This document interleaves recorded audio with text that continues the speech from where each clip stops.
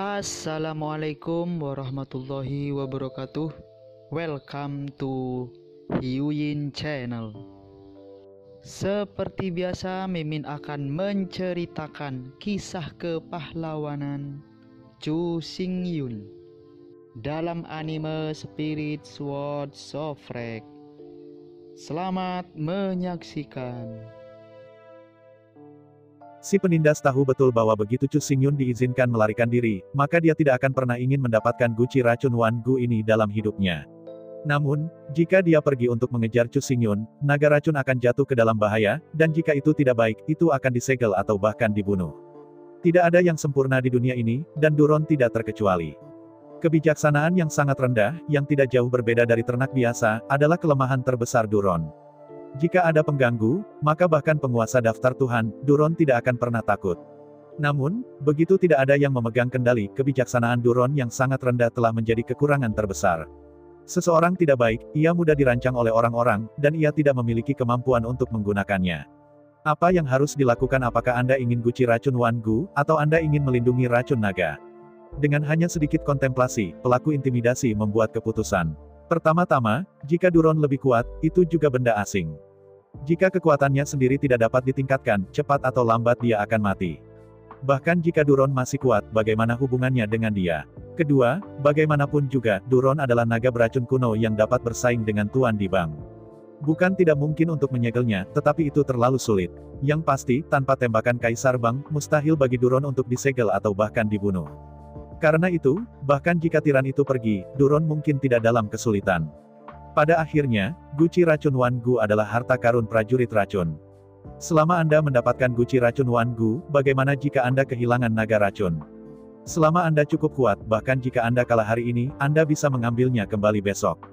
Karena itu, dengan sedikit kontemplasi, pelaku intimidasi membuat keputusan. Di antara langkah-langkah kaki, sosok tiran itu langsung terlontar dari kepala naga, berubah menjadi cahaya hijau gelap dan bayangan, bersiul dan mengejar ke arah Chu Xingyun. Si pengganggu baru saja meninggalkan sisi ini, di sisi lain, sesosok tubuh kelabu muncul seperti mimpi di kepala naga Duron. Jika Anda melihat lebih dekat, sosok abu-abu itu tidak lain adalah Kaisar Greedy Wolf. Menghirup untuk waktu yang lama, Yang Mulia Wolf Emperor mengeluarkan belati di udara dingin dan memotong kulit di pergelangan tangannya. Tiba-tiba, warnanya merah, bercampur darah tarnish yang hancur, mengalir di atas luka di pergelangan tangan Kaisar Keserakahan Serigala. Klan Iblis selalu diwarisi berdasarkan darah, dan Kaisar Greedy Wolf tidak terkecuali. Terakhir kali, setelah pertempuran dengan Star Beast of the Seven Stars, meskipun hanya satu sisi yang dihapus, darah Yang Mulia Wolf Emperor penuh dengan energi Star Beast, yang bagaimanapun juga tidak bisa dihilangkan. Sekarang, Kaisar Greedy Wolf akhirnya mematahkan pergelangan tangannya, meninggalkan seluruh tubuh darah, membuang latar belakang Master Daftar Kaisar, dan dipaksa untuk menyegel naga racun kuno ini. Ketika darah terus menetes di bawah kendali Kaisar Serigala Serakah, darah dicampur dengan pemberat ditarik pada kepala naga-naga beracun menjadi pola gambar pertempuran Sirius misterius. Awalnya, sangat sulit untuk menyegel Duron Archaik hanya berdasarkan darahnya sendiri. Tetapi dalam darah Yang Mulia Wolf Emperor, pemberat campuran mengandung energi binatang bintang 7. Jika naga beracun ini memasuki usia yang kuat, ia mungkin bisa bertarung melawan energi binatang bintang 7 ini, tetapi naga beracun ini jelas hanya orang dewasa. Bagaimana ia bisa bertarung melawan binatang bintang 7 bintang ini? Dari pandangan sekilas, naga besar dan berbisa, mulai dari kepala naga, dengan cepat ditutupi oleh es biru Xuanbing. Hanya dalam beberapa lusin napas, naga besar dengan panjang lebih dari 3000 meter itu dibungkus dengan es dingin. 1 lantai, 2 lantai, 3 lantai. Lapisan es di bawah penutup tanpa akhir. Setelah 3 jam, dengan naga racun sebagai pusatnya, bola es besar dengan diameter puluhan ribu meter muncul di kehampaan. Akhirnya, dalam deru keras, bola es besar dengan diameter puluhan ribu meter jatuh di geladak kapal hantu. Pada saat yang sama, rantai 3000 hukum Dao menghilang dari kehampaan, dimasukkan ke dalam es dalam pola silang, dan menusuk langsung ke kepala naga. Di antara kilatan cahaya abu-abu dan bayangan, Kaisar Greed muncul dengan lemah di kokpit kapal perang hantu. Meskipun tubuhnya sangat lelah, roh Kaisar Wolf sangat bersemangat. Bola es yang sangat besar ini dibentuk oleh energi dari binatang bintang 7. Dengan kekuatan Duron saat ini, itu benar-benar tidak dapat dipecahkan. Tapi, meski begitu, jika Anda ingin menggunakan hukum surga, menyaringnya dengan saksama, dan menyegelnya sebagai binatang bintang, hampir mustahil untuk diselesaikan. Di dunia lain, Duron hanya bisa disegel untuk jangka waktu tertentu. Ketika waktunya habis, Duron akan tetap bebas dari semua belenggu dan dengan paksa melarikan diri. Tapi dunia mayat hidup berbeda, energi mati dunia mayat hidup akan melahap semua energi, bahkan energi naga racun, itu sama dengan menelan. Jika energi tidak dapat diisi kembali, apalagi energi itu sendiri terus-menerus ditelan, yang menyediakan fondasi paling kuat untuk pemurnian dan penyegelan Duron. Jadi, selama ada waktu yang cukup, cepat atau lambat, Duron ini pasti akan disempurnakan dan disegel menjadi binatang penjaga bintang Necronomicon. Sebuah kapal perang hantu dengan binatang buas bintang naga beracun, pikirkan saja tentang hal itu, dan Raja Serigala Kaisar meluruskan gundukan angsa dengan gembira. Meskipun kapal perang hantu masih lemah, hukum di dunia bahkan lebih sederhana. Tetapi potensi kapal perang hantu terlalu besar untuk dibayangkan. Binatang bintang Duron, penembak naga perak, kombinasi ini, betapa kata yang kuat. Dengan nafas panjang, Kaisar Greedy terhuyung-huyung dan berkata, "Kecoak, nyalakan lingkaran yang tersembunyi, dan nyalakan langit mayat hidup. Ayo tinggalkan di sini, target the Taiko Battlefield." Bagus. Gigi bergembira, 5 elemen inkarnasi Kaisar Kecoa, membuka lingkaran tersembunyi, membuka langit mayat hidup, dan berlayar kembali ke arah medan perang kuno. Di sisi lain, pelarian dan pengejaran antara Chu Xingyun dan si penindas berada dalam ayunan penuh. Awalnya, Chu Xingyun bisa langsung menyelam ke dalam kekosongan dan melarikan diri tanpa jejak. Namun faktanya, dia tidak berani melakukannya. Begitu si penindas menemukan bahwa dia tidak bisa menyusulnya dan berbalik, itu akan menjadi buruk. Kapal perang hantu adalah sarang tua Chu Xingyun, di mana ada 50 juta orang iblis, dan bagaimanapun, Chu Xingyun akan menjaga mereka bahkan jika dia tidak mengorbankan hidupnya. Oleh karena itu, jelas bahwa dia bisa langsung menembus ke dalam kekosongan dan melarikan diri, tapi Chu Xingyun takut melakukannya. Sepanjang jalan, Chu Xingyun hanya berani melakukan antar jemput dengan dimensi jarak pendek, tetapi tidak berani langsung menyelam ke dalam kekosongan, dan menghilang tanpa jejak. Melihat Chu Xingyun melarikan diri dengan cepat, pengganggu itu menjerit, dan dengan tangan kanan terangkat, 5 manik-manik beracun berwarna hijau gelap menjerit, dan menembak ke arah Chu Xingyun dengan listrik. Menghadapi adegan ini, Chu Xingyun dengan keras mengertakkan giginya dan langsung membuka topeng lonceng emas jam kuno Xuanze. Lonceng merdu berbunyi, dan dalam sekejap waktu dan ruang dalam radius 10.000 meter benar-benar mengeras. Riak kuning gelap menyapu dan menyebar ke arah pengganggu. Dalam dentang sengit, di bawah kekuatan 10 kali kekuatan anti guncangan, pelaku intimidasi melakukan banyak sekali lampu merah di sekelilingnya, tetapi itu hanya bertahan. Melihat adegan ini, mata Chu Xingyun melebar hingga batasnya. Kekuatan destruktif dari 5 manik-manik beracun sangat mengerikan. Namun, bahkan dengan kekuatan penghancur yang mengerikan, bahkan jika topeng Admiralty 10 kali lebih anti goncangan, itu masih gagal untuk mematahkan pertahanan si pengganggu, yang terlalu berlebihan. Di antara kengerian itu, tiran yang galak itu tersenyum dingin, dan di antara ayunan tangan kanannya, 5 manik-manik beracun yang terbang menjauh, dan bundaran yang aneh, menembaki Chu Xingyun lagi. Menghadapi 5 mutiara beracun yang meraung, wajah Chu Xingyun berubah sangat. Topeng Admiralty dapat bertahan selama 1 napas setiap kali dibuka, setelah menggunakannya sekali, topeng itu tidak bisa dibuka lagi dalam 3 napas. Tapi sekarang, waktu telah berlalu, tetapi 5 manik-manik beracun pelaku intimidasi, tetapi radio datang lagi. Dalam keputusasaan, Chu Xingyun dengan ganas membuka mulut ular piton, dan pedang kuno Kixing Senhan langsung melompat keluar, terbang menuju 5 manik-manik beracun. Dalam deru keras, pedang kuno 7 bintang Chu Xingyun itu sangat cincang pada 5 manik-manik beracun berwarna hijau tua. Di bawah dampak kekerasan, pedang kuno Kixing mengucapkan meratap, dan tubuh pedang bergetar. Di antara pikirannya, pedang kuno bintang 7 melintasi busur anggun dan kembali ke Chu Xingyun. Melihat lebih dekat, di bawah dampak tadi, pedang kuno Kixing telah sedikit terdistorsi. Melihat adegan ini, Chu Xingyun tidak bisa tidak mengubah warnanya tiba-tiba. Apa bola bundar hijau gelap begitu kuat? Pada saat tabrakan, pedang kuno Kixing sangat terkilir. Harus diketahui bahwa ketika berperang melawan tentara kekaisaran biasa, pedang kuno bintang 7 pada dasarnya dihancurkan dan dihancurkan. Tapi manik bulat hijau tua ini langsung mengubah bentuk pedang kuno bintang 7, yang menunjukkan kekuatannya. Sejak meninggalkan dunia Qiankun dan memasuki dunia Xinghai, kognisi Chu Xingyun telah digulingkan. Banyak pengetahuan yang awalnya diidentifikasi sebagai kebenaran kini telah berulang kali terbukti salah. Sambil merenung, pelaku ganas melambai lagi, dan Five Poison Pulse meraung lagi. Namun, setelah hanya penundaan seperti itu, waktu untuk 2 suku bunga telah berlalu. Dengan senyum dingin, Chu Xingyun langsung membuka topeng lonceng emas sebelum 5 manik-manik beracun menghantam tubuhnya. Lonceng merdu berbunyi lagi, berpusat pada Chu Xingyun, dan waktu dan ruang puluhan ribu meter diperbaiki lagi. Riak kuning gelap meraung dengan suara mendesing, hancur, dan sekali lagi melewatkan tubuh si pengganggu. Dalam dentang sengit, seluruh tubuh tiran bersinar lagi dengan cahaya merah, secara ajaib, sekali lagi, kekuatan destruktif 10 kali anti-shock benar-benar dilawan.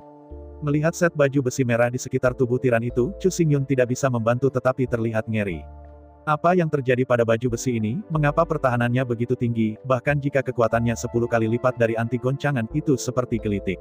Sambil memikirkannya, di bawah kendali si pengganggu, 5 manik-manik beracun meraung lagi. Menghadapi ini, meskipun Chu Xingyun tidak ingin menggunakan Kixing Ancient Sword lagi, dia tidak punya pilihan sama sekali. Dalam dentang sengit, Wuduzu bertabrakan dengan pedang kuno Kixing lagi. Di bawah pemboman hebat, pedang-pedang kuno Kixing sepenuhnya ditekuk oleh Wuduzu. Di bawah dampak Five Poison Pulse, bila pedang kuno Kixing bengkok dari sisi ke sisi, 90 derajat, dan bilahnya benar-benar bengkok, dan bilahnya ditutupi dengan retakan yang rapat. Melihat adegan ini, Chu Xingyun tahu bahwa pedang kuno bintang 7 ini tidak bisa lagi digunakan. Belum lagi, mulai sekarang, pedang kuno Kixing benar-benar tidak terkendali, dan bahkan jika itu masih dapat dikendalikan, itu pasti tidak akan bisa menghentikan dampak selanjutnya. Jika Chu Xingyun menggunakan Kixing Ancient Sword lagi untuk menahan 5 manik-manik beracun, Kixing Ancient Sword akan langsung pecah menjadi ribuan keping. Setelah 5 manik-manik beracun menghancurkan pedang kuno bintang 7, mereka masih akan terkena pukulan keras, dan bahkan Chu Xingyun akan terbunuh di tempat. Dalam keputusasaan, Chu Xingyun harus membuka topeng lonceng emas terakhir. Topeng lonceng emas ada dalam pikiran Chu Xingyun. Kemampuan yang melekat pada jam kuno abu-abu dapat disimpan untuk sementara waktu setiap kali dibuka. Jika topeng lonceng emas diserang selama waktu ini, itu akan memperbaiki waktu dan ruang dan memberikan lawan 10 kali kerusakan anti goncangan.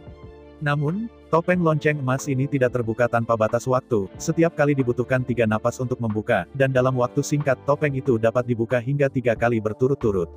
Topeng lonceng emas hanya memiliki 1 kesempatan terakhir. Setelah kesempatan ini digunakan, Chu Xingyun kehilangan sarana perlindungan dalam waktu singkat. Akhirnya, bel merdu berdering untuk ketiga kalinya. Riak-riak Xuan Huang yang mengamuk menyapu lagi. Namun hasilnya belum berubah. Riak kuning misterius, baju perang di sekitar penindas, dan lampu merah menyala meletus, yang dengan sempurna menahan 10 kali kekuatan anti guncangan. Setelah makan sedikit, pelaku menggertaknya lagi dengan kecepatan penuh. Chu Xingyun menggertakkan giginya dengan keras, langsung membuka pesawat ulang-alik dimensi jarak pendek, menambah ruang untuk dilipat.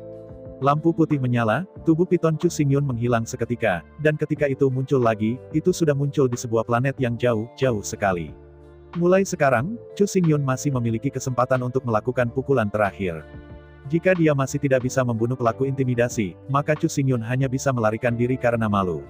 Mengambil napas panjang, Chu Xingyun mengayunkan tangan kanannya, dan sebuah silinder besar yang sangat tebal dan panjang 100 meter muncul di depan Chu Xingyun. Itu benar, silinder tebal 100 meter ini adalah persis apa yang Chu Xingyun dapatkan dari harta karun Akademi Raytheon, bintang yang ia terima, meriam-meriam armor Raytheon. Menyesuaikan posisi dan orientasi lari pendidikan armor, saat berikutnya, Chu Xingyun mengeluarkan peta bintang cadangan di ruang dimensi, dan dengan hati-hati membandingkannya. Setelah mengkonfirmasikan posisinya saat ini, posisi medan perang Taiko, dan posisi pengganggu, Chu Xingyun membuat penyesuaian akhir untuk senjata penusuk armor Thunder God. Moncong menunjuk ke arah pengganggu, dan ekor pistol itu sejajar dengan lokasi situs perang kuno. Kemudian, Chu Xingyun mengambil nafas dan duduk di ruang senjata dari senjata penusuk armor guntur dewa yang diberi nilai bintang. Awalnya, senjata penusuk senjata tidak memiliki struktur sel senjata, yang disebut sel senjata ini dibuat oleh Chu Xingyun sendiri. Dalam visi Chu Xingyun, karena mundurnya senjata penusuk Thor yang diberi peringkat sangat besar, sangat mungkin untuk menggunakan api artileri dari pendidikan armor Thor sebagai kekuatan untuk mempromosikan penerbangan kecepatan tinggi dari senjata penusuk senjata. Dengan cara ini, Thor ini bisa menembus musuh, dan bisa langsung melarikan diri. Berlari dan berlari, menyerang sambil melarikan diri, menyerang sambil melarikan diri adalah sempurna. Namun, meskipun ide ini bagus, itu hanya sebuah ide. Ruang senjata baru saja digali, dan tidak ada fungsi seperti penyangga kontrol, dan penyesuaian arah yang telah ditambahkan. Jika tidak dipaksakan, Chu Xingyun tidak akan pernah mencoba dengan tergesa-gesa, tapi sekarang, Chu Xingyun tidak punya pilihan. Chu Xingyun terus mengkalibrasi arah senjata penusuk baju besi Thor, sambil menunggu diam-diam, menunggu pengganggu memasuki kisaran rai dari senjata penusuk baju besi Thor. Waktu berlalu 1 menit dan 1 detik, dan akhirnya, pengganggu yang terbang dengan kecepatan penuh perlahan memasuki sinar senjata penusuk baju besi Thor. Tepat ketika tiran itu memasuki rai meriam pelindung armor Thunder God, Chu Xingyun menginspirasi meriam pelindung armor Thunder God tanpa ragu. Dalam deru keras, sinar berwarna-warni dengan cahaya petir disemprotkan dari moncong senjata penusuk armor Dewa Guntur. Pada saat senjata penusuk zirah Thor menembak langit berbintang yang jauh, tiran itu hanya merasakan keringat di tubuhnya, dan ketika dia berdiri tegak, intuisi yang sangat berbahaya muncul dari lubuk hatinya. Tidak ada yang mudah untuk hidup di lautan bintang selama lebih dari 30.000 tahun. Intuisi serupa, belum lagi semua orang, tetapi selama mereka adalah penguasa dari 3 daftar, pasti akan ada mereka. Sebagai penguasa daftar kaisar, pelaku intimidasi masih jauh dari daftar kaisar, tetapi kekuatannya sendiri tidak bisa diremehkan. Segera setelah dia merasakan bahaya, tangan kanan tiran yang kejam itu menjentikkan, dan urutan 5 racun kuno langsung dilepaskan. Melihat itu, segera setelah tatanan 5 racun hijau gelap muncul, angin bangkit ketika melihat angin. Hanya dalam beberapa saat, itu berubah menjadi perisai kuno setinggi 3 meter dan lebar 1 meter yang menghalangi pengganggu di belakang. Pada saat kemunculan Five Poison Orders, seberkas cahaya berwarna-warni yang bersinar dengan guntur langsung meledak menghantam perisai racun 5 kuno. Merasakan kekuatan destruktif dari balok warna-warni, tiran itu tidak bisa membantu berkeringat. Sinar cahaya ini terlalu kuat. Hal yang paling menakutkan bagi pelaku intimidasi adalah bahwa berkas ini mengandung hukum khusus dengan kekuatan penetrasi yang super. Si pelaku intimidasi tidak ragu tentang kekuatan sinar ini, dan pasti bisa menembak planet dengan mudah. Jika tidak ada 5 perintah beracun, maka pada saat ini, bahkan jika dia mengenakan baju besi merah, dia sudah dihujani oleh Shell dan berubah menjadi debu alam semesta. Namun, dunia ini kejam. Asumsinya selalu hanya asumsi. Faktanya adalah bahwa pelaku intimidasi memiliki 5 perintah racun, jadi karena itu adalah tembakan yang sangat kuat, ia masih utuh. Begitu tangan kanan ditutup, perisai sederhana hijau tua dengan cepat menjadi lebih kecil, dan itu tidak memasuki telapak tangan kanan pelaku intimidasi. Melihat ke kejauhan, saya melihat titik cahaya seperti meteor, yang langsung menghantam langit malam dan menghilang tanpa jejak. Si pengganggu tahu bahwa titik cahaya itu tidak lain adalah Chu Cuyun. Dan meriam kuat itu. Dia menggigit giginya dengan pahit, di mata si penindas, dia ditakdirkan untuk kehilangan guci racun Wan Gu. Begitu Chu Xingyun meninggalkan garis penglihatannya, dia bisa menempatkan 10.000 guci gu beracun ke dalam ruang dimensi, sehingga Five Poison Pulse tidak bisa dirasakan. Di antara amarah dan amarah, si pengganggu tiba-tiba menemukan bahwa 5 manik-manik beracun yang menggantung di sekelilingnya masih meringkuk dengan nyala beracun hijau gelap. Api beracun tanpa angin secara otomatis, nyala api masih menunjuk langsung ke arah Chu Xingyun menghilang. Tidak benar, apakah itu mengatakan? Melihat adegan ini, si pengganggu tiba-tiba membuka matanya, dan dia memiliki tebakan berani di dalam hatinya. Mundurnya artileri berat begitu menakutkan sehingga tidak ada kapal perang sama sekali dan dapat dilakukan. Sekarang, meskipun Chu Xingyun melarikan diri dengan kecepatan penuh dengan bantuan recoil, tapi, tiba-tiba, dorongan kuat dari keheningan ekstrim ke gerakan ekstrim, apakah itu begitu tahan? Jika tidak ada kecelakaan, pihak lain sekarang terluka serius di bawah dorongan kekerasan itu, dan bahkan mungkin tidak terjadi. Dengan cara ini, selama pertama kali mengejar ketinggalan, Anda bisa dengan mudah mendapatkan semua yang diinginkannya. Tidak berani melalaikan, pengganggu meningkatkan kecepatannya sesegera mungkin. Dengan induksi Five Poison Pulse, ia mengejar ke arah Chu Xingyun menghilang dengan kecepatan penuh. Di sisi lain, situasi pada senjata penusuk armor Thor hampir persis sama dengan yang terjadi pada pelaku intimidasi. Pada saat ini, Chu Xingyun masih belum mati, tetapi seluruh tubuhnya patah beberapa inci, lumpuh di ruang senjata, dan bahkan jari kelingkingnya tidak bisa bergerak. Karena kekuatan ledakan terlalu kuat, apa yang disebut gaya dorong dan impak sebenarnya tidak jauh berbeda. Di bawah dorongan yang luar biasa, Chu Xingyun langsung kehilangan kesadaran pada saat pistol berdering. Di langit malam yang gelap, artileri menusuk Thor silinder melaju dengan kecepatan penuh di Shanghai dengan kecepatan yang sangat menakutkan. Setiap kedipan mata akan melewati bintang yang tak terhitung jumlahnya. Waktu berlalu setiap menit. Saya tidak tahu berapa lama, dan akhirnya, Chu Xingyun membuka matanya dengan samar. Melihat kosong di sekitarku, yang kulihat adalah langit malam yang gelap di mana-mana, di atas langit malam, berbintang, semuanya sangat akrab dan anehnya aneh. Menatap bintang-bintang, untuk sementara waktu, rasa kesepian yang tak berdaya tidak bisa membantu tetapi bergegas ke dalam hatiku. Di alam semesta yang luas dan tidak dikenal ini, ia hanyalah debu yang paling tidak berarti. Pada saat ini, beberapa orang khawatir tentang dia, tetapi beberapa orang merindukannya. Memikirkan air dan aroma di langit, dia tahu betapa dia merindukannya. Di antara kesedihan diri, saya tidak tahu berapa lama itu berlalu. Chu Xingyun menemukan bahwa lukanya semakin cepat membaik. Tulang-tulang patah yang asli bersatu kembali, meskipun retakan itu masih ada, mereka bersatu menjadi satu. Pada saat yang sama, luka pada daging pulih dengan cepat. Pada saat ini, meskipun tidak mungkin untuk membuat gerakan besar, bukan tidak mungkin untuk dilakukan bahkan dengan jari akar. Dengan hati-hati menundukkan kepalanya, menatap langit berbintang di depan, dan saat berikutnya. Mata Chu Xingyun melebar dengan tajam. Melihat sekeliling, dalam kekosongan yang tak berujung, di antara bintang-bintang di langit ada sepotong sisa yang aneh, tiba-tiba ada horizontal di sana. Meskipun masih jauh, saya tidak bisa melihatnya. Tetapi dari perspektif Chu Xingyun, fragmen aneh, seperti sepotong kecil kulit telur, terbentang di kekosongan. Dalam sesaat berpikir, Chu Xingyun mengeluarkan peta bintang, hanya sedikit posisi, Chu Xingyun senang untuk mengkonfirmasi bahwa keberadaan potongan fragmen kulit telur itu harus menjadi medan perang kuno. Saya awalnya ingin datang ke medan perang Taiko untuk meningkatkan kekuatan saya tidak pernah berpikir bahwa saya benar-benar datang ke sini selama pelarian saya. Antara sukacita dan kegembiraan, Chu Xingyun berpikir bahwa paling tidak 3 atau 2 hari, dia harus bisa mencapai medan perang kuno itu. Tetapi dengan berlalunya waktu, dalam sekejap mata, 1 minggu berlalu. Chu Xingyun tampak tercengang di medan perang kuno seperti sepotong kulit telur. Itu adalah perjalanan seminggu, tetapi fragmen itu masih sebesar seperti pada pandangan pertama, yaitu, ia tidak diperbesar atau diperbesar. Dalam keadaan linglung, perasaan krisis yang tak terlukiskan muncul dari belakang. Horor menoleh untuk melihat meskipun dia tidak bisa melihat apa-apa, tetapi Chu Xingyun tahu bahwa pengganggu itu pasti mengejarnya.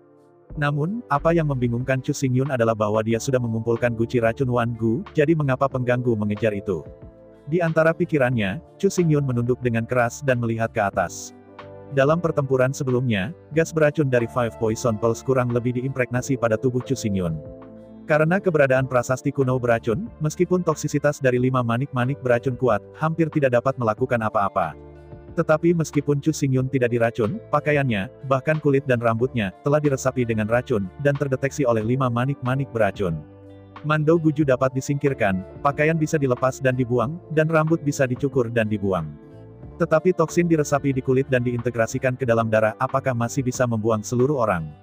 Dengan senyum pahit, Chu Xingyun tahu bahwa untuk saat ini, dia tidak bisa menyingkirkan pelacakan si pengganggu. Untungnya, bagian depan adalah medan perang Taiko, seperti kata Kaisar Keserakahan Serigala, medan perang Taiko penuh rasa malu di mana-mana. Tidak hanya roh-roh jahat dapat mengikis kehidupan, tetapi juga dapat mengisolasi semua alat deteksi. Tidak ada alat deteksi yang dapat dideteksi lagi. Namun, pertanyaannya sekarang adalah bahwa Chu Xingyun tidak tahu di mana dia sekarang, seberapa jauh adalah medan perang Taiko. Saya tidak tahu seberapa jauh si pengganggu itu sekarang.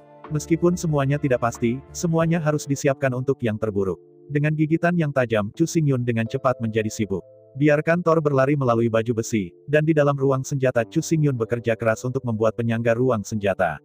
Jika Anda masih harus menembakkan pistol setelah dipaksa, Chu Xingyun berharap kerusakannya akan berkurang. Waktu berlalu 1 menit dan 1 detik, dan akhirnya.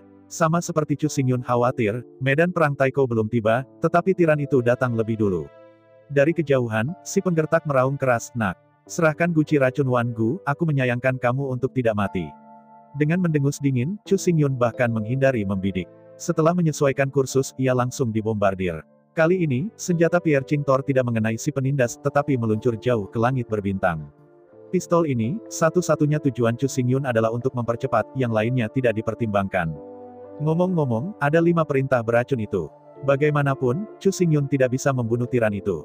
Dalam hal ini, akan lebih baik untuk tiba di medan perang Taiko dengan cepat dan menempatkan tirani pengganggu langsung. Menyaksikan Chu Xingyun dan senjata penusuk armor Thunder God langsung berubah menjadi meteor, menghilang di antara lautan bintang yang luas, para tiran tidak bisa tidak melompat seperti guntur, tetapi tidak mungkin. Penindas itu sangat kuat, dan ada banyak cara. Ada 2 senjata sihir yang kuat. Namun dalam hal kecepatan saja dan kemampuan pelacakan saja, ia hanya rata-rata. Oleh karena itu, dalam menghadapi pelarian Chu Xingyun, dia tidak punya cara untuk pergi. Tapi untungnya, dari arah hilangnya Chu Xingyun, dia seharusnya ingin pergi ke medan perang Taiko. Dengan cara ini, itu mungkin bukan hal yang buruk, tetapi mungkin menjadi hal yang baik. Dalam sekejap, 1 minggu lagi berlalu. Ketika Chu Xingyun bangun lagi, melihat langit berbintang di depan, pecahan yang seperti kulit telur sekarang menutupi langit dan menutupi seluruh langit berbintang. Dalam hal volume saja, volume fragmen ini, bahkan jika dibandingkan dengan Dragon Head Star, adalah ratusan triliun kali, hanya tanpa batas dan tanpa batas. Dalam raungan sengit, senjata penusuk armor guntur dewa besar menerobos atmosfer medan perang Taiko dan memulai gerakan jatuh bebas. Dalam raungan sengit dan gesekan yang hebat, laras-laras Thor dengan cepat berubah menjadi merah. Menghadapi adegan ini, Chu Xingyun melambaikan tangannya dengan cepat dan memasukkan senjata penusuk baju Thor ke dalam ruang dimensi. Namun, saat senjata Pierre Ching Thor dimatikan, Chu Xingyun terekspos ke udara. Dideru keras, jatuh bebas menjadi Chu Xingyun. Merasakan gravitasi yang sangat besar dari medan perang Taiko, Chu Xingyun tidak bisa menahan senyum pahit. Jika semuanya berjalan dengan baik, Chu Xingyun dapat dengan aman mendarat tanpa kecelakaan.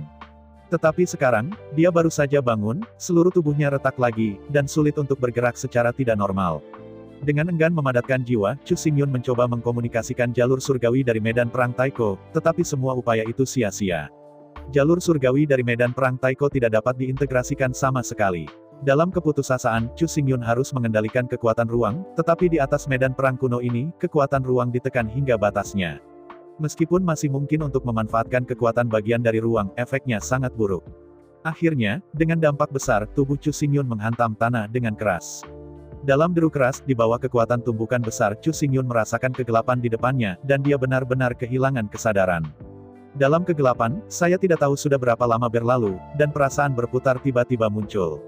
Dalam kegelapan yang tak berujung, sedikit cahaya muncul, dan kemudian perlahan-lahan menjadi cerah, menerangi semua kesadaran Chu Xingyun. Memegang kepalanya akan meledak, Chu Xingyun perlahan membuka kelopak matanya yang berat. Apakah kamu sudah bangun? Suara renyah dan manis seperti warbler kuning terdengar di telinga Chu Xingyun.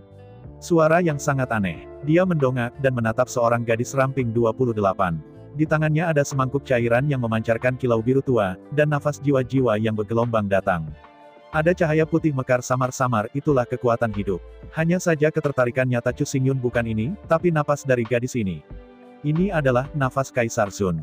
Gadis kecil ini yang terlihat tidak berbahaya bagi manusia dan hewan, bahkan ada yang halus, bahkan memiliki nafas Kaisar Sun.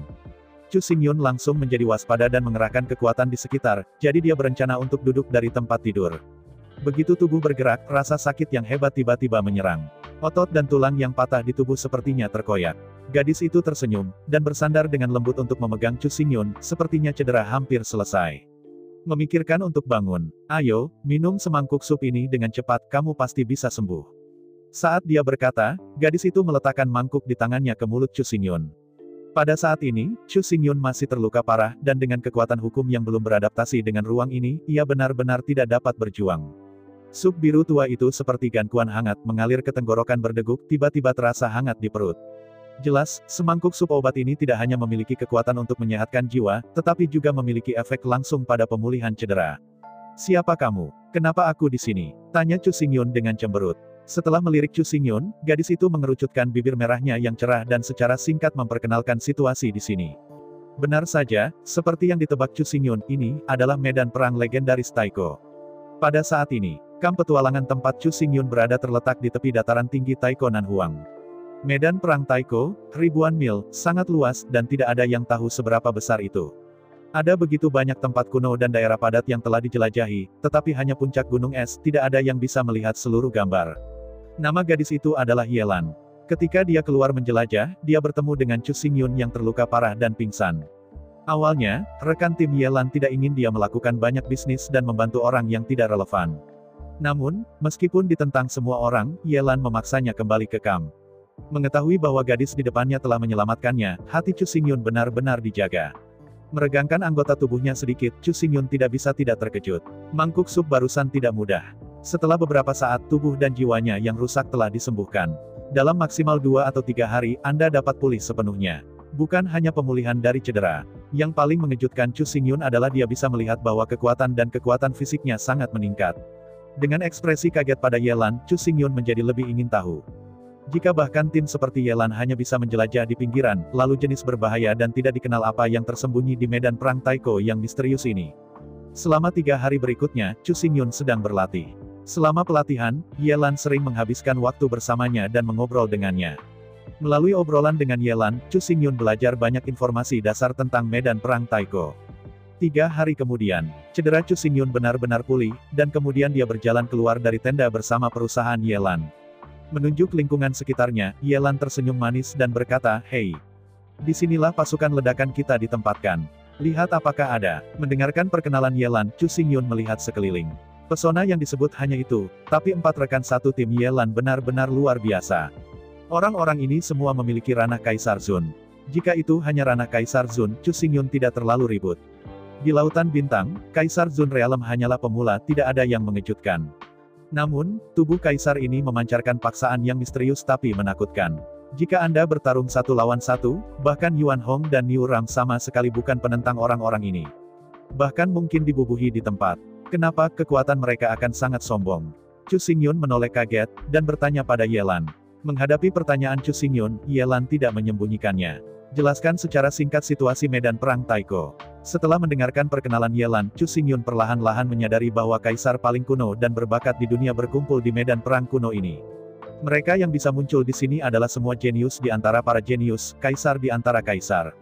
Adapun paksaan yang dipancarkan dari semua orang itu berasal dari medan perang Taiko. Hanya di sini Kaisar Zun dapat dengan cepat meningkatkan kekuatannya dan melangkah lebih jauh. 3 bulan lalu, ketika Yelan dan yang lainnya pertama kali memasuki medan perang Taiko, kekuatan mereka sebenarnya tidak jauh berbeda dari Chu Xingyun. Tapi hari ini, 3 bulan kemudian, pasukan 10 anggota di mana Yelan sekarang hanya memiliki 5 orang yang tersisa, dan yang lainnya sudah mati. Tapi, risiko tinggi pasti akan disertai dengan pengembalian tinggi. Sekarang, kekuatan semua orang telah meningkat lebih dari 3 kali lipat. Selama obrolan yang meriah, suara aneh Yin dan yang terdengar tidak pada tempatnya, "Yo. Bukankah ini dipilih oleh Laner? Kenapa, hidup?" Mendengar suara ini, Chu Xingyun dan Yelan mengerutkan kening pada saat yang sama. Melihat sekeliling, seorang pria di Xingyi berdiri tidak jauh. Pria itu berkulit putih dan bisa disebut tampan. Hanya saja tahi lalat hitam di alis menghancurkan keindahan dan menambahkan sedikit keganasan dan bahaya. Yelan melirik Chu Xingyun dan menjelaskan dengan canggung, "Ini adalah rekan setimku, Zhao Xuan dari pasukan ledakan. Beginilah cara dia berbicara, jangan pergi ke hatimu." Melihat mata bermusuhan Zhao Xuan, Chu Xingyun mencibir diam-diam. Jelas, orang ini harus menjadi pengagum Yelan. Diperkirakan sejak awal Yelan menyelamatkannya kembali, pria ini sudah cemburu. Sekarang, melihat panasnya Yelan berbicara dengannya lagi, secara alami iri pada api, mencoba menekannya dengan kata-kata, bahkan mempermalukannya. Tentu saja, tidak ada kekurangan rangsangan padanya, dan niat merangsang tangan Chu Xingyun. Karena, dari suan-suan ini, Chu Xingyun merasakan kesempatan membunuh. Dengan terkekeh, Chu Xingyun berkata dengan ringan, "Night Girl, kakak Zhao ini harus mengatakan sesuatu kepadamu, aku tidak akan mengganggumu." Chu Xingyun tidak ingin mengenal Zhao Xuan secara umum, tetapi pihak lain jelas tidak berencana untuk membiarkannya pergi. Zhao Xuan mencibir dan dengan sinis berkata, "Jika kamu ingin pergi, pergi saja, dan tim pasukan tidak akan meninggalkan orang yang tidak berguna." Setelah mendengar ini, Chu Xingyun, yang akan berbalik dan pergi, memiliki sosok yang ramping, matanya sedikit menyipit, dan dia menatap pria bernama Zhao Xuan. Ketika mata dingin Zhao Xingyun menatapnya, Zhao Xuan tidak bisa membantu tetapi membeku. Segera, dia bereaksi dan merasa sangat terhina. Dia terkejut oleh mata pria yang lemah. Itu tertahankan, yang tak tertahankan. Di antara amarahnya, Zhao Xuan berkata dengan tajam, "Mengapa tidak yakin? Anda harus bersabar jika Anda tidak yakin. Inilah yang terjadi di dunia ini, yang kuat adalah yang tertinggi, tinju adalah kebenaran." Saat berbicara, Zhao Xuan melambaikan tangannya dengan provokatif. Chu Xingyun sangat jelas bahwa jika dia tidak meminjam kekuatan dunia, dia memang bukan lawan Zhao Xuan. Meskipun Zhao Xuan hanyalah seorang kaisar biasa, dia belum selamat bahkan dari perampokan. Tetapi di medan perang kuno ini, dia telah berlatih selama lebih dari 3 bulan, dan tubuhnya mengandung kekuatan aneh yang masih belum dimengerti Chu Xingyun. Kekuatan semacam ini, Chu Xingyun bertanya pada dirinya sendiri untuk saat ini karena tidak dapat menghadapi. Meskipun Chu Xingyun pasti bisa mengalahkan Zhao Xuan selama dia membuka dunia, dia tidak ingin melakukannya. Dia hanya lewat, dia tidak bisa membuat keluhan dengan Zhao Xuan, dan jika dia mengalahkan Zhao Xuantong, dia bertanya pada Yelan bagaimana cara menghadapinya. Yelan menyelamatkannya. Kebaikan ini tidak tahu bagaimana membalasnya. Bagaimana bisa Chu Xingyun membalas dendam dengan ramah, dan kemudian menyebabkan masalahnya. Melihat tajam pada Zhao Xuan, Chu Xingyun mengambil napas dalam-dalam dan berbalik untuk memberi Yelan kepalan. "Night Girl, terima kasih atas perawatanmu hari ini. Chu Xingyun pasti akan membayar di masa depan. Kamu mau pergi." Mendengar kata-kata Chu Xingyun, Yelan sedih, tapi dia tidak tahu bagaimana menyimpannya. Melihat Yelan sambil tersenyum, Chu Xingyun berkata dengan tenang, "Tidak ada jamuan di dunia, kamu telah memberi saya cukup bantuan dari gadis malam, aku tidak bisa lagi menyusahkanmu." Setelah mengatakan ini, Chu Xingyun mengepalkan tinjunya lagi dan berkata dengan keras, "Kita akan berkencan." Setelah berbicara, Chu Xingyun tidak tinggal lagi, berbalik dan berjalan menuju pintu gerbang stasiun. "Lihat, apa yang harus aku katakan, apa yang harus aku katakan. Aku tahu bahwa anak ini hanya sia-sia, dan dia tidak memiliki keberanian. Sudah lama ku katakan bahwa tidak perlu menyelamatkan sampah ini. Kamu masih belum percaya. Sekarang kamu bisa melihat wajah aslinya." Untungnya, pengecut ini berjalan lebih awal, kalau tidak tim kita mungkin terbunuh oleh pertarungan ini. Mendengar kata-kata Zhao Xuan, Yelan sedikit mengernyit, menatap diam-diam di punggung Chu Xingyun. Meninggalkan perkemahan, Chu Xingyun berdiri di dataran Nanhuang yang luas, dan tiba-tiba kehilangan arah. "Saya tidak tahu seberapa besar medan perang Taiko. Melihat sekeliling, Chu Xingyun tidak tahu harus pergi kemana. Angin kencang menjerit, dan Chu Xingyun jelas bisa merasakan bahwa Malaise beracun dan roh-roh jahat yang membanjiri medan perang Taiko terus menyerang dia. Namun, karena keberadaan tablet racun kuno di Dantian, rasa tidak enak dan roh jahat ini tidak bisa mendekati tubuh Chu Xingyun, dan dikeluarkan dari tubuh. Hal yang lebih menyusahkan adalah bahwa Malaise beracun dan roh-roh jahat ini, meskipun tidak dapat mendekat, dapat mengisolasi kesadarannya dan membiarkannya melihat lingkungan di sekitarnya dengan mata telanjang. Bukan apa-apa selain menutupi eksplorasi kesadaran. Yang lebih tak berdaya adalah bahwa Ki ini seperti lapisan kabut, terselubung di langit dan bumi, membuat orang tidak dapat melihat pemandangan yang jauh. Chu Xingyun mengencangkan peta di tangannya. Ini sebelum keberangkatannya, Yelan buru-buru menyodorkan tangannya. Melihat kembali ke kam yang dikelilingi, Chu Xingyun menggelengkan kepalanya dengan lembut. Sudahlah, Anda Dao tidak bersyukur. Mengenai rahmat menyelamatkan Yelan, Chu Xingyun hanya bisa mengingatnya di dalam hatinya dan membayarnya di masa depan. Membuka peta yang diberikan Yelan padanya, Chu Xingyun melihat dengan hati-hati. Pada peta ini, catatan dicatat dari wilayah wilderness selatan dari medan perang Taiko, dan daerah-daerah yang telah terbukti. Setiap informasi, bahkan setiap bagian dari tanah yang ditandai, dieksplorasi oleh banyak orang dengan darah dan kehidupan. Meski begitu, peta ini hanya menggambarkan seluruh area Nanhuang, sekitar 1/10 area. Sebagian besar wilayah masih dalam kabut, menunggu untuk dieksplorasi. Chu Xingyun tahu nilai peta ini. Untuk mendapatkan peta ini, Yelan pasti telah menghabiskan banyak usaha dan energi, tetapi memberinya dengan murah hati. Aku benar-benar tidak tahu cara membalas Yelan. Tapi segera, Chu Xingyun menertawakan dirinya sendiri. Dia tidak memiliki apa-apa saat ini. Di medan perang kuno ini, kekuatannya juga berada di bawah, dan terlalu dini untuk berbicara tentang hadiah. Menggelengkan kepalanya dengan ganas, Chu Xingyun meletakkan pikirannya yang berantakan di belakangnya, menundukkan kepalanya, dan dengan hati-hati melihat peta di tangannya. Sangat penting untuk menemukan tempat di mana kerumunan berkumpul pertama. Hanya di sana kita dapat menemukan informasi yang lebih rinci dan mendengar informasi yang lebih berguna. Dengan hanya sedikit pengawasan, Chu Xingyun menentukan target yang paling dekat dengannya, kota Nanhuang. Setelah menentukan arah, Chu Xingyun tidak ragu lagi, dan berangkat di sepanjang jalan yang ditandai pada peta menuju kota Nanhuang. Selama perjalanan, hanya kurang dari 1/4 jam, seekor monster besar melarikan diri dari hutan di samping jalan dengan suara dahsyat memecahkan langit. Melihat sekeliling, monster itu tingginya 7 atau 8 meter dan panjang 10 meter, tulangnya tebal dan kuat, dan nyala api putih membakar di matanya. Dengan hanya sedikit pengamatan, Chu Xingyun dapat menentukan bahwa monster ini adalah apa yang dikatakan Yelan, binatang tulang jiwa paling umum di tanah selatan, kambing tulang. Urutan binatang jiwa tulang dibedakan menurut warna nyala api di mata. Kekuatannya dari rendah ke tinggi, diikuti oleh putih, hijau, biru, merah, ungu, perak, emas, multiwarna, 9 warna. Di depan mata kambing bertulang ini, hanya api putih kelas 1 yang menyala, yang merupakan keberadaan terlemah di medan perang kuno. Chu Xingyun menarik napas saat melihat kambing besar tanpa tulang ini, tetapi tulangnya bergerak sangat cepat.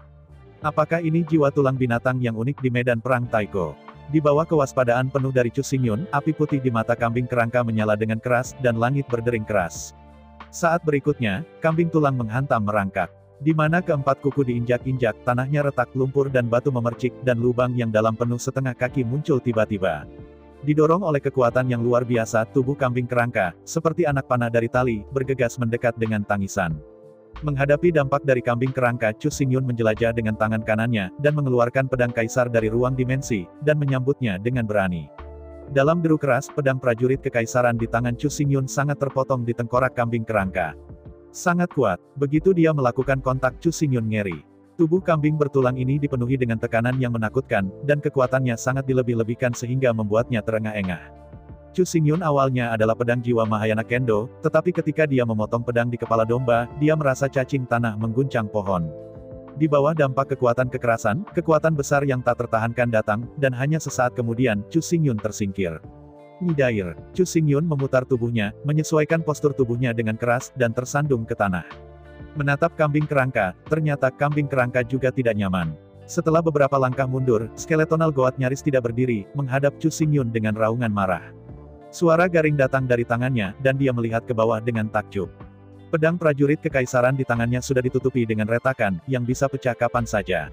Meskipun saya telah belajar dari Yelan untuk waktu yang lama, di medan perang kuno ini, senjata dan baju besi biasa tidak berguna.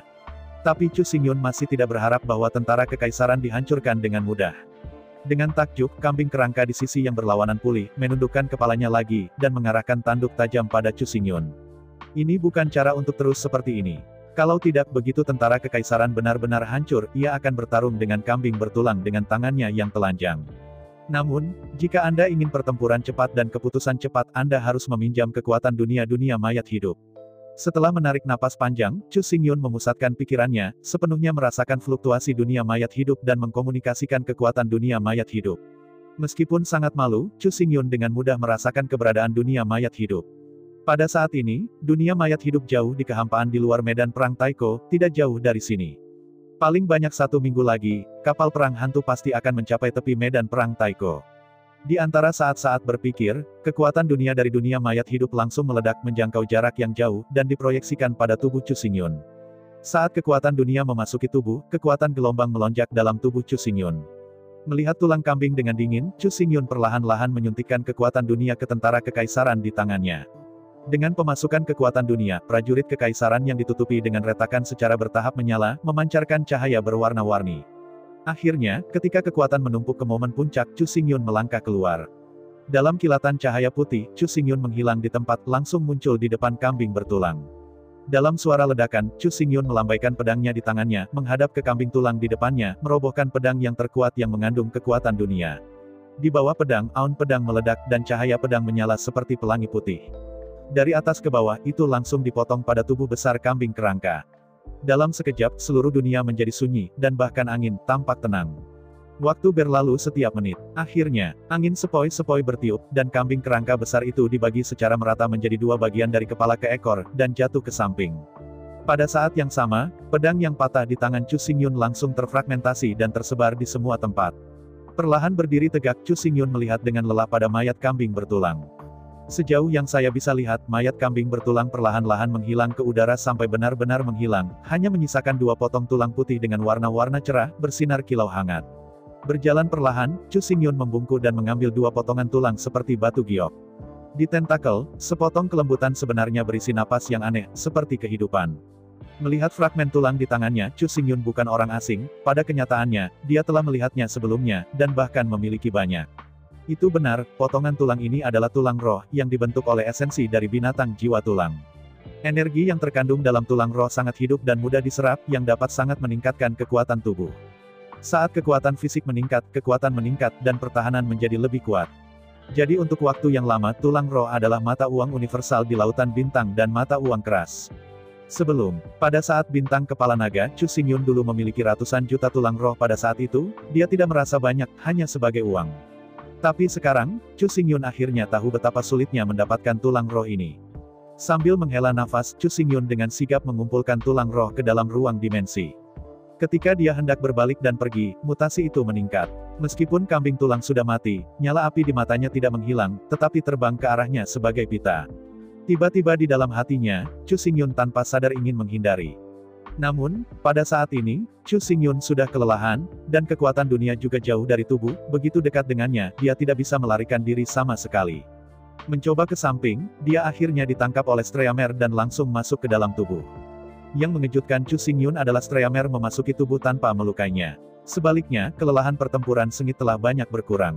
Berjuang tidak hanya menyakiti tubuh, tetapi juga menghabiskan banyak semangat.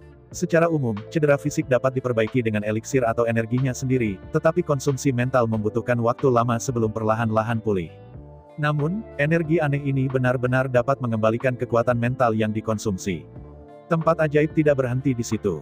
Energi yang masuk ke tubuh Chu Xingyun, setelah dia berbalik di Linghai, benar-benar masuk ke lautan pengetahuan, yang benar-benar mengejutkan Chu Xingyun. Mengetahui laut adalah bagian paling misterius dari tubuh manusia. Jika terjadi kesalahan, itu akan menjadi demensia dan koma, dan itu akan tersebar. Tidak berani mengabaikan, Chu Xingyun buru-buru duduk bersila dan membuka penglihatan batinnya untuk melihat apa yang terjadi. Di bawah pandangan batin, setelah Streamer terbang ke lautan pengetahuan, setelah berputar selama beberapa minggu, di depan monumen kuno Thunder itu terkondensasi menjadi kabut abu-abu yang berubah. Setelah melayang tentang tongkat dupa untuk sementara waktu, kabut abu-abu akhirnya berhenti berubah dan mengembun menjadi gambar hantu abu-abu. Di bawah pengamatan Chu Xingyun, hantu memancarkan fluktuasi aneh, yang pernah dirasakan Chu Xingyun. Ye Lan, dan rekan timnya mendistribusikan fluktuasi semacam ini. Mengingat informasi yang dikatakan Ye Lan, Chu Xingyun tidak bisa tidak menyadari. Ya, ini harus menjadi jiwa perang. Ini adalah kekuatan kuat yang unik untuk medan perang Taiko. Menurut legenda, meskipun Taiko Miti mati di medan perang, tetapi semangat kepahlawanannya tidak bubar, berkeliaran di medan perang Taiko, mengendalikan tulang belulang binatang buas, mengembun menjadi makhluk jiwa tulang, dan terus bertarung dan bertarung. Dengan membunuh binatang jiwa tulang, Anda bisa mendapatkan persetujuan dari jiwa purba jiwa, sehingga memberi kekuatan jiwa dan memadatkan jiwa perang. Semakin banyak jiwa tulang yang maju, semakin kuat kekuatan jiwa, semakin banyak kekuatan jiwa yang Anda dapatkan setelah membunuh. Seperti Kendo, jiwa perang dibagi menjadi 9 bidang, yaitu Mang Putih, Mang Hijau, Mang Biru, Mang Merah, Mang Ungu, Mang Perak, Mang Emas, jiwa perang penuh warna, jiwa perang 9 warna. Sebenarnya, jiwa perang hantu sebenarnya bukan jiwa perang yang sebenarnya, itu hanya cikal bakal jiwa perang. Hanya ketika bayangan abu-abu membeku dan menjadi jiwa putih perang, dapat benar-benar dianggap memiliki jiwa perang. Selain pembagian ranah besar, setiap ranah War Soul dapat dibagi lagi menjadi 9 bintang. Yelan dan Zhao Xuan, anggota regu ledakan mereka, keduanya memiliki rumah mewah hijau. Perbedaannya adalah bahwa Yelan adalah 7 bintang, Zhao Xuan adalah 5 bintang, dan 3 lainnya semuanya adalah 3 atau 4 bintang. Warna jiwa perang sama dengan warna jiwa api di mata binatang jiwa tulang, dan juga dibagi menjadi putih, hijau, biru, merah, ungu, perak, emas, beraneka warna, dan 9 warna. Setiap bidang dibagi menjadi 9 bintang, dan untuk setiap bintang tambahan, cahaya bintang redup akan muncul, berputar-putar di sekitar tubuh. Yelan memiliki jiwa pertempuran bintang 7 hijau Mang, memancarkan lampu hijau di sekelilingnya, dan 7 bintang berlama-lama di sekitarnya. Adapun Chu Xingyun, tidak ada cahaya atau cahaya bintang di sekitarnya, tetapi Chu Xingyun tidak peduli. Mulai sekarang, dia hanya membunuh kambing kerangka, selama dia terus bekerja keras, dia akan segera bisa menyingkat jiwanya sendiri perang. Jika Anda ingin mengumpulkan jiwa perang, Anda harus terus berjuang. Dan jika Anda ingin terus bertarung, Anda harus memiliki senjata di tangan Anda. Kambing kerangka itu tinggi dan kuat, tetapi ini adalah binatang purba.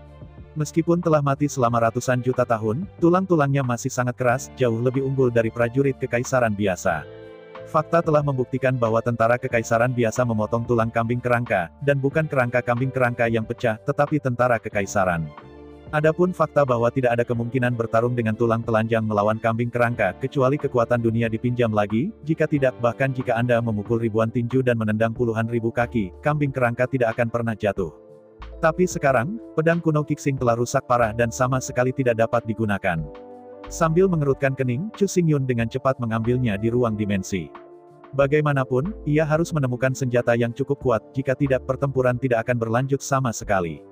Cepat mengambil objek di ruang dimensi. Segera pedang perang berbentuk sederhana menarik perhatian Chu Xingyun. Pisau perang ini memiliki punggung yang tebal dan pisau yang lebar. Tanpa pisau, seluruh tubuhnya tertutup karat belang-belang, dan bilahnya ditutupi dengan potongan silang. Di antara pikirannya, Chu Xingyun melihat ke tangan kanannya dan mengeluarkan pedang perang sederhana. Segera setelah pisau perang muncul, malaise dan keluhan beracun di sekitarnya berguling dan membungkus pisau perang. Di bawah pengawasan yang cermat dari Chu Xingyun, pisau perang sederhana namun kuat menghadapi erosi roh-roh jahat, dan tidak ada sedikit perubahan terjadi. Saya tidak tahu apakah ini ilusi. Pedang ini sepertinya bernafas dengan malaise dan nafas beracun, memberi orang kebebasan untuk kembali ke laut dan harimau ke hutan. Setelah berpikir sebentar, Chu Xingyun mengingat asal-usul pedang ini. Ini secara tidak sengaja dibeli dalam pelelangan Long Souxing, satelit pertama, bernama Dahuang Dao, yang merupakan salah satu pedang penguburan Kaisar Dahuang. Bentuk pisau liar besar ini sederhana dan kuat, tetapi tidak bisa didesak, jadi Chu Xingyun telah menganggur di sana. Sekarang saya ingin datang, pisau liar besar ini kemungkinan akan keluar dari medan perang Taiko. Tuan dari pedang liar yang hebat ini seharusnya berlari kencang di medan perang Taiko. Luka terhuyung di tubuh pisau ini mungkin ditinggalkan di sini. Karena Great Sword ini mungkin berasal dari Taiko Battlefield, maka untuk merangsang kekuatan sebenarnya dari Great Sword mungkin memerlukan beberapa kekuatan unik dari Taiko Battlefield. Mengambil napas dalam-dalam, Chu Xingyun memegang pisau di tangannya dan menyilangkan pisau Dahuang di dadanya. Lalu, komunikasikan roh perang yang baru saja terkondensasi di laut, dan dengan hati-hati menyuntikkan kekuatan jiwa perang ke dalam pedang besar. Begitu kekuatan jiwa perang disuntikkan, pedang Dahuang sedikit bergidik, dan di atas tubuh pedang ada cahaya redup. Benar saja, pedang liar yang hebat ini membutuhkan kekuatan jiwa perang untuk dapat menginspirasi, tapi aku tidak tahu seberapa kuat pedang liar yang hebat ini. Berpikir tentang hal itu, Chu Xingyun memegang pisau di sebelah kanannya, menghadap batu abu-abu di sisi jalan, dan memotongnya. Batu-batu di medan perang Taiko, setelah ratusan juta tahun erosi, dapat dikatakan lebih kuat dari King Kong. Bahkan jika mereka menggunakan tentara kekaisaran untuk memotong, mereka hanya dapat memotong potongan besar telapak tangan. Tetapi pada saat ini, Chu Xingyun menebang dengan pisau, tetapi batu abu-abu, seperti tahu, dibuka dengan pisau. Dengan suara keras, pisau dahuang di tangan Chu Xingyun ditebang dan langsung memotong balok batu besar dari cakram penggiling. Luka itu halus seperti cermin. Mengelus tubuh pisau yang aneh, mata Chu Xingyun tidak bisa tidak bersinar, dan dia berseru, pisau yang bagus. Pisau yang sangat bagus. Di tengah kegembiraan, perasaan kelemahan ekstrim langsung menghantamku. Di antara saat-saat kegelapan, Chu Xingyun tidak bisa membantu tetapi terhuyung. Chu Xingyun tidak bisa menahan figurnya kuat-kuat, apa yang terjadi? Kenapa sangat lemah? Chu Xingyun memalingkan matanya yang ragu-ragu pada dahuang dao di tangannya. Jelas, dia adalah pelakunya. Membuka penglihatan batin dan memeriksanya. Tentu saja, hantu abu-abu dari jiwa perang di laut menjadi lebih ilusi, dan pandangan yang bisa menghilang kapan saja. Jelas, pedang besar harus dimobilisasi oleh kekuatan jiwa perang, tetapi ada terlalu banyak kekuatan jiwa perang yang dibutuhkan oleh pedang besar ini, yang tidak dapat dikendalikan oleh Chu Xingyun sekarang. Kali ini adalah keberuntungan Chu Xingyun, dan jiwa perang tidak runtuh di tempat. Jika dia hampir beruntung, kekosongan jiwa perang mungkin ditelan langsung oleh dahuang dao. Setelah melihat dahuang dao di tangannya, Chu Xingyun tahu, kurang dari pilihan terakhir, dia tidak bisa begitu saja mendesak kekuatan asli dahuang dao. Tapi, jika kamu hanya menggunakan pisau dahuang sebagai pedang perang biasa, seharusnya tidak ada masalah. Setidaknya cukup kuat, dan itu terlihat sangat mendominasi. Melambaikan pisau dahuang di tangannya, meskipun Chu Xingyun jarang menggunakan pisau dan pedang itu sebenarnya memiliki kesamaan. Misalnya, membelah, memetik, memotong, berduri, pada dasarnya sama. Dan yang paling penting adalah metode pedang langit terbuka yang diwarisi dari prajurit raksasa pada waktu itu adalah seperangkat keterampilan tempur tingkat kaisar yang sangat sombong. Meskipun kemudian, Chu Xingyun menyerahkan seluruh set roh raksasa kepada Gumen, tetapi pada kenyataannya, itu tidak ada artinya bagi Chu Xingyun. Untuk Kaisar Wu, Kaitian adalah seperangkat keterampilan tempur tingkat dewa, tetapi untuk Kaisar Zun, Kaitian hanya baik. Chu Xingyun sekarang adalah kaisar perusak langit, dan ketika dia melihat kembali ke langit, itu benar-benar tidak ada artinya. Dengan visi dan pengetahuan Chu Xingyun saat ini, sangat mudah untuk menarik kepompong, menganalisis dan memahami prinsip-prinsip dan misteri langit terbuka, dan kemudian menguasainya secara menyeluruh. Keterampilan tempur tingkat kaisar, di lautan bintang-bintang ini, sebenarnya hanya keterampilan tempur dasar, yang tidak lagi dapat digambarkan sebagai aksi. Meskipun dia ingin mengumpulkan jiwa-jiwa perang secepat mungkin, Chu Xingyun tidak terburu-buru untuk memulai, tetapi tetap di depan batu besar, mengacungkan pedang liar besar di tangannya, dan mulai berlatih-berlatih memotong langit. Keterbukaan pikiran ini dikatakan sebagai seperangkat ilmu pedang, pada kenyataannya, datang dan pergi, hanya sebilah pisau. Apakah itu top-down atau bottom-up, apakah itu lurus atau diagonal, implementasinya hanyalah trik buka langit. Jika metode pisau dasar dibagi lagi, dapat dibagi menjadi puluhan atau bahkan 20-an. Kaitian hanya memotong satu formula pemotongan kata, dan menempatkan formula pemotongan kata ini hingga batasnya. Dan dengan dahuang dao, selanjutnya.